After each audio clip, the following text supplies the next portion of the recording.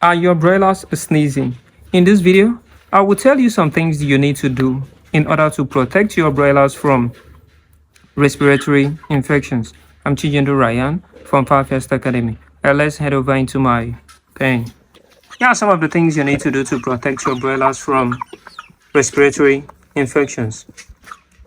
One is that you need to make sure that your pen is properly ventilated so that they can receive a fresh air, like you see now. There will be no fresh air if your pen is dirty. Don't allow the ammonia level of your pen to be very high that it start entering the eye. Some people will tell you don't change their bedding until it started entering the eye. It is very bad. Whenever it starts smelling and you feel uncomfortable entering your pen, you change it.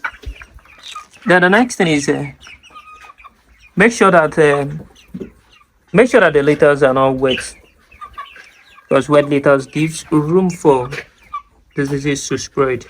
Avoid wet litters and make sure that their drinking water is clean. That is why I use this stand. Now the next thing is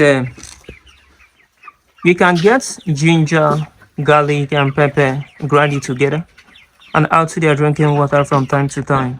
It also helps very well. You can equally add vitamins to their drinking water. It helps in their immune system.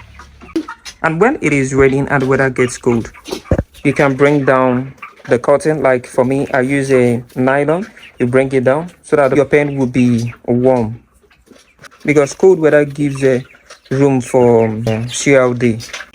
Then the last but not the least is whenever you want to change their bedding and the pen is covered, open up everywhere so that the dust won't choke them up.